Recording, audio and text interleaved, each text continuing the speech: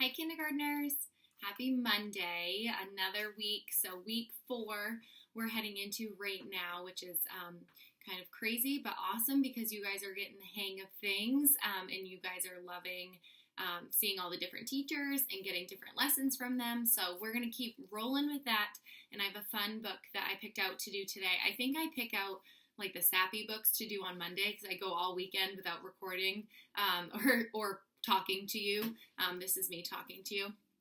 So I feel like I picked the sappy books out for Mondays, but this book is called Wherever You Go, and it's by Pat Zietlow Miller, and it's illustrated by Eliza Wheeler.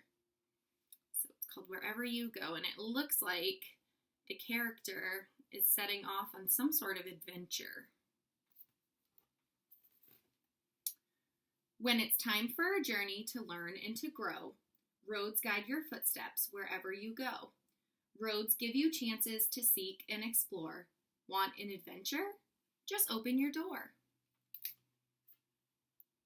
Roads go over a hill, under a bridge, deep in a valley, high on a ridge. If you yearn for the ocean or wish for a stream, roads bring you closer to reaching your dream. Roads zoom beneath city buildings that tower on high, twinkling like stars in the dark velvet sky. Racing past signs, reflecting their light, zigging and zagging, turn left, then turn right. I love the pictures in this story too, they're beautiful. Roads bend. Detours head where you wouldn't expect, showing you various ways to connect. Bringing you closer, then curving away, you always have choices, to go or to stay.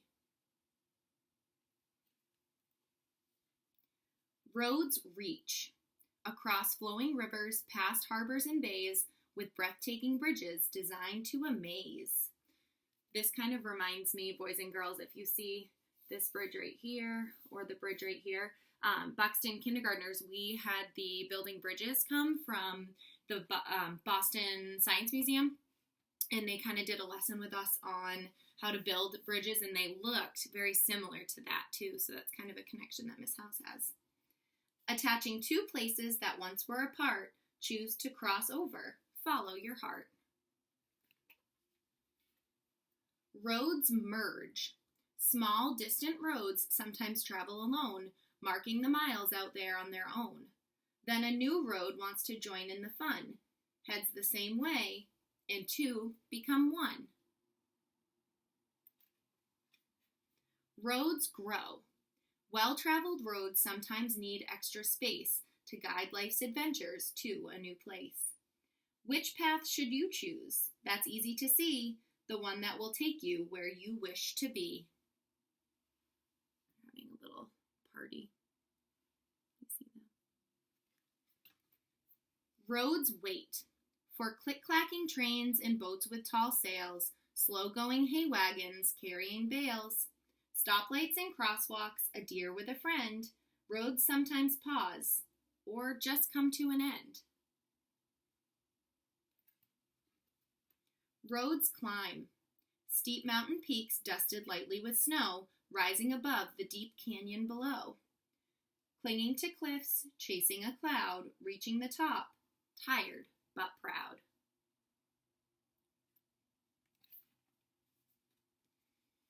Roads remember.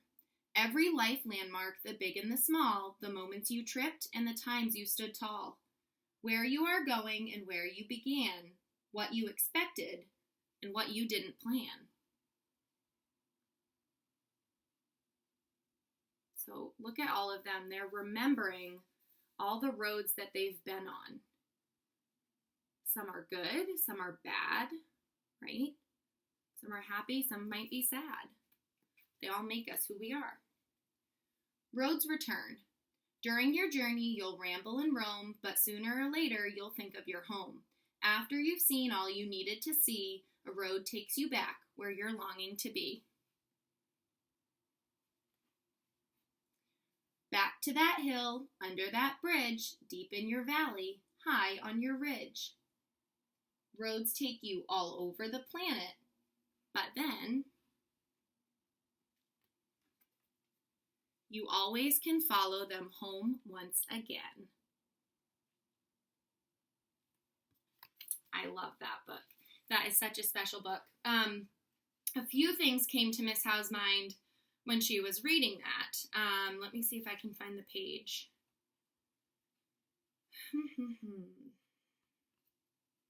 Wasn't that one? Curving, you always have choices to go or to stay.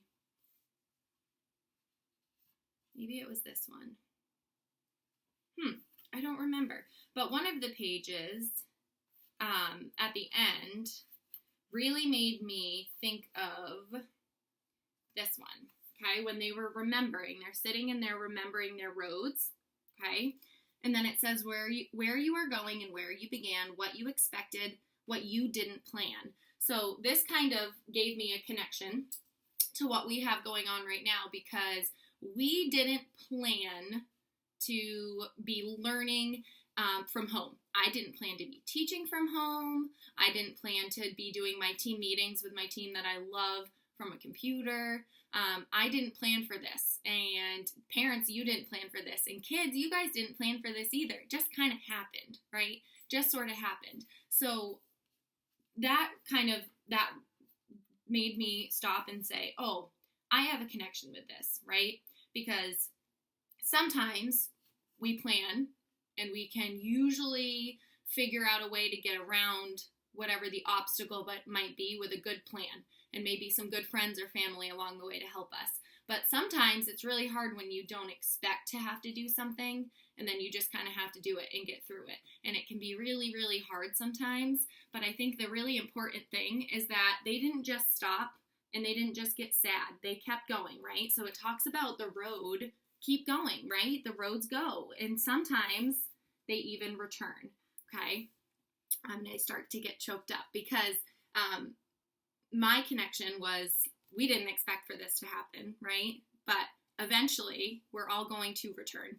And I think that's something that we need to remember right now is that there's so much like uncertainty out there with, seeing each other again or learning from school again or things like that, that I think we just need to hold in our hearts that eventually we'll return, right? So at the end of the book, when it said, and after you've seen all you needed to see, a road takes you back where you're longing to be, right? So right now, Miss Howe's, in my heart, I'm longing to be back at school with all of my friends. That's somewhere where I'm longing to be big time right now. And I think that this book is good for anyone kind of going through this, because I think everyone's lives are a little bit different because of it, but eventually we're going to return and our roads will come back full circle. We'll get to see our family, we'll get to see our friends, we'll get to do the little things that we might have once kind of overlooked or taken for granted. So I'm very excited for that, and I'm hopeful. So I hope that this book finds you guys with some sweetness in your heart today. Maybe friends you guys can think and make a connection, something that you had with this story. Maybe it's the building bridges. Maybe you want to talk about a road or a journey that you've been on, or maybe you went on a bike ride this weekend and want to talk about that. Whatever your connection might be, I want you guys to talk to your families about it, okay? And share some details about it too, because connections are really important for reading. They help us understand what's going on in the book, and they kind of help us with our retelling too, and think of what happens in our life that is kind of the same or similar or something like that. So I hope you guys enjoyed the book. I'm sorry to get all teary-eyed on you first thing Monday morning, but I think that it's something that is real, and I want you guys to see that, like, no matter who is going through it, we all have real emotions and we all feel the same way and we're all in it together. So I hope you guys have a great day today. I will see you back tomorrow with a silly book. I promised some of my kids, we did a Zoom on Friday, and I promised them that I would do a couple silly books this week. So we get our sappy one out of the way on Monday, and then we'll do some fun ones for the rest of the week. So I hope you guys have a great day. Enjoy the weather. Get outside. It's going to be beautiful, beautiful, beautiful today. So I'm looking outside at the blue sky already. It's lovely. So I hope you guys have a great day, and I will see you tomorrow morning. Okay, bye.